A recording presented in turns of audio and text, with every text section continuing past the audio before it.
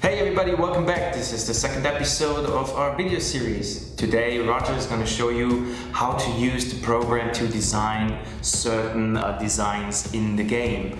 And just for an example, houses or streets or figures, anything that happens in the game or will be a part of.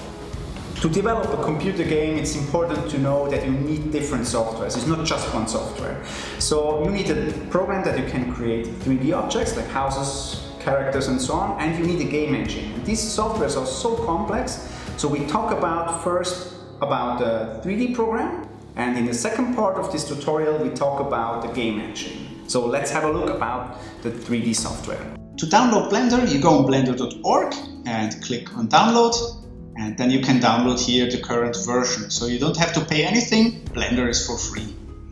So when we start with Blender, we see this here. This is an empty scene. We see the gray scale here in the background. This is the world space, and we have 3 objects. In the center we have a cube.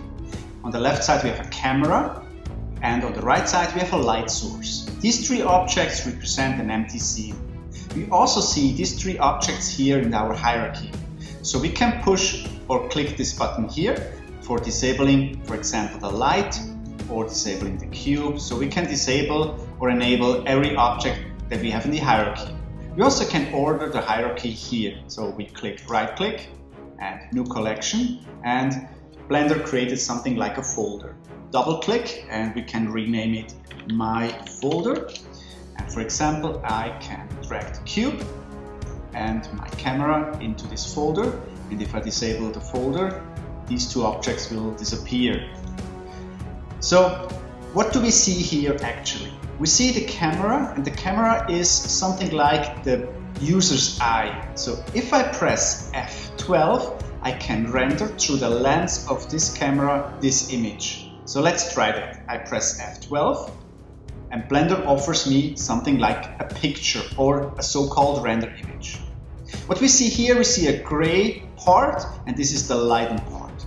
So if we move the light source a little bit, we can use the tools here. So we have this move tool, and we push this light source in front of the camera. So everything should be really bright, because the light source shines on this and this side. Let's try that with pressing F12. So it's really bright, or even brighter than the picture before. So when we select this cube, we also can move it here. We select this tool, and what we see, we have 3 dimensions. We have this green axis, it represents the y-axis. We have the red axis, it represents the x-axis. And we have the blue, this represents the z-axis. So if I pull here at the blue arrow, I can move the cube at the z-axis, or for example here on the y-axis or the x-axis. I also can rotate. For this, select another tool, this rotation tool. And now I can grab the red circle and rotate the cube in this direction, or when I rotate it on the green, in this direction. So it's really easy.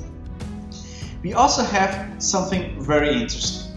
We have here an object mode, because we can switch between modes. So we go to the object mode, click on this selection, and we can change from the object mode to the edit mode. Let's do that.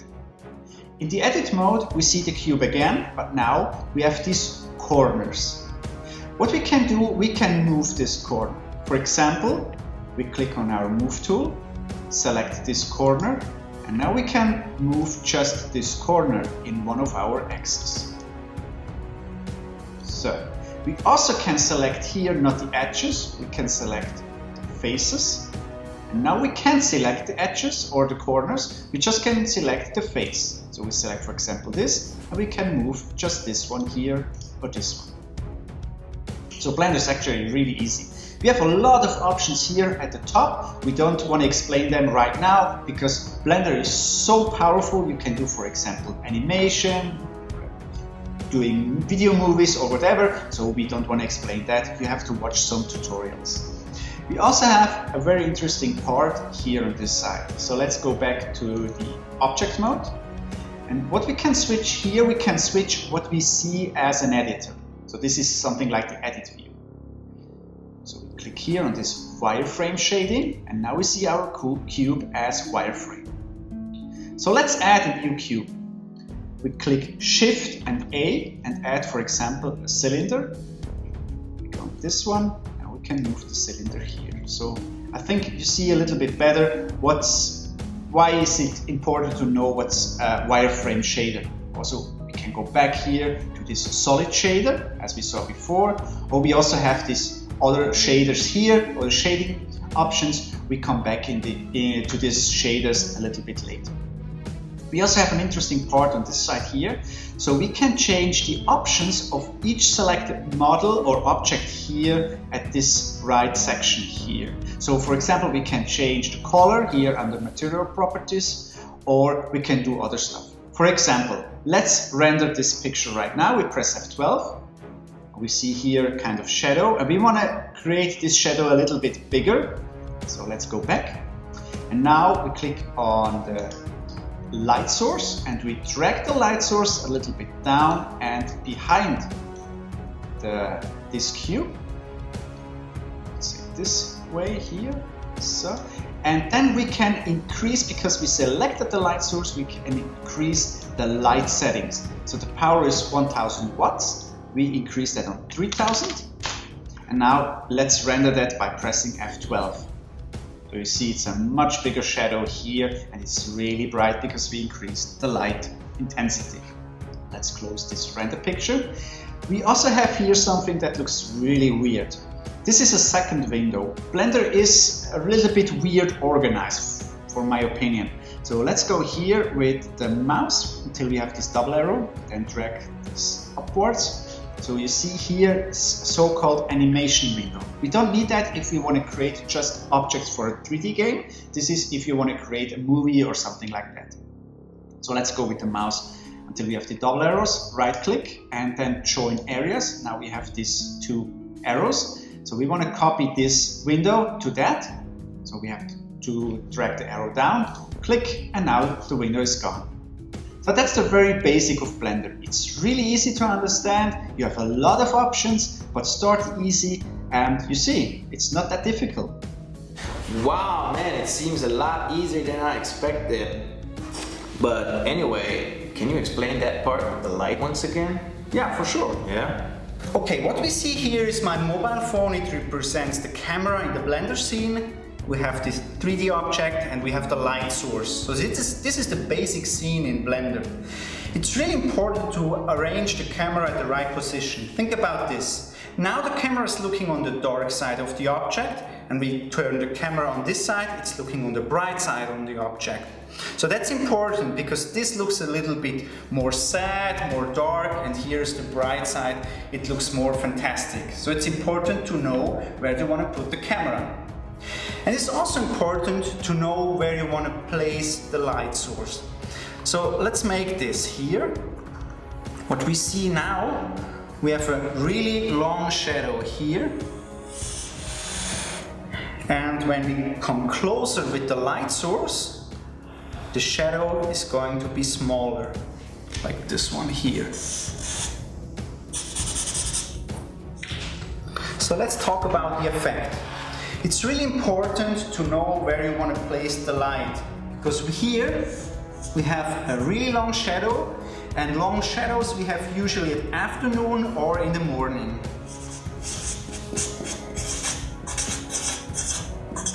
Small shadow like this one here, it's usually when we have noon.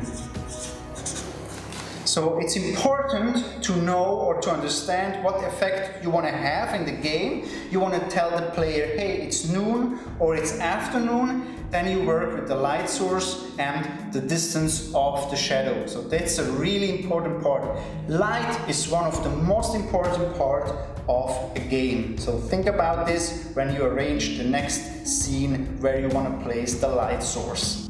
Wow, man, thank you very much. I really gotta say, I thought it's a lot more complex and not as easy as it was, man. Anyway, where did you learn all that? I mean, are there any tutorials which you recommend to check out and to learn it visually?